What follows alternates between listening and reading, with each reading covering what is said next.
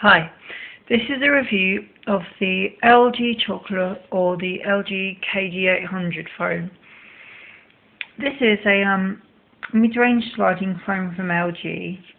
It came out, well, near enough 4 years ago, but I'm just doing a review on it now. It's quite a small phone, like in dimensions. It's only about that long. And when compare it to like a modern phone, like the Sony Ericsson kg800, you know, you can see it's progressively smaller. At the time, it was like one of the it was quite an expensive phone because it had quite good features like 1.3 megapixel camera and stuff. But obviously now you've got like 8 and 12 megapixels, so it's average, but it's not that good. So let's look at the phone. It's a nice slide, doesn't stick much. It looks quite nice when slid up. The screen is not the best, but you know, we've got to remember it's not a new phone. But the layout looks nice, and the touch sensitive and stuff looks really cool, being as it's totally flat. Unfortunately, there's no vibrational feedback, but you know, it's got quite a good response, and it's not unresponsive at all. The keypad, unfortunately, doesn't come with a keypad light, so texting in the dark or going on Facebook or anything probably is not a good idea. But you can probably feel your way around. And sometimes the keys stick a bit, and it feels a bit weird. The menu is like black when it comes with it, but you can get it to silver and that stuff. Messaging's quite easy. You just keep going forward until you get to the right thing. The camera is actually on the back of the phone. It's as I said, a 1.3 megapixel with flash and zoom. I think the zoom's about 2 or 4. But the flash does help after night time, although it's not that bright, so it's not going to give that good pictures. But it's also got a mirror in the middle. So yeah.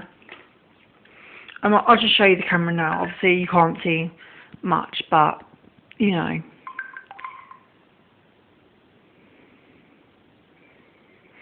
As you can see, there's a bit of a delay getting to the camera, but once it's on it, it's quite fast. Unfortunately, the options aren't on the screen like more modern phones. You have to press the button there and then go on to your option that you want. So yeah, taking a photo is quite easy. You just push the middle button or the camera button there to take it, like this. So you've now taken a photo, and it automatically says, but you can get it to review first. There's also video. Video's not that good. It shoots smaller than the camera, and sometimes for fast-moving objects, it's mainly useless. But for quick snaps, it's all right. Now, the one bad thing about this phone is it's 128 megabytes of built-in memory. Unfortunately, you can't expand that, and it's shared between everything, so it's not going to replace your iPod or replace your digital camera, but it's adequate for some. The music player is nice to look at, but does sound a bit tinny. I'll show you. You can get to it by either going through the menu or this key. Also, you just press it for the MP3. Hang on. See it, and then just press the middle and it will play. Use the volume buttons there to change its volume. Hang on.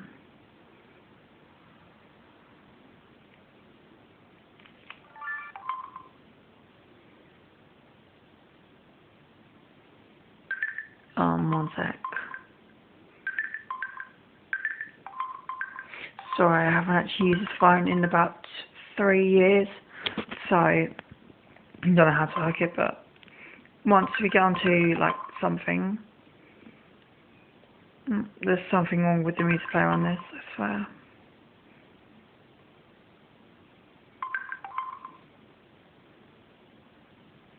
Right, okay, there's an error with all of them.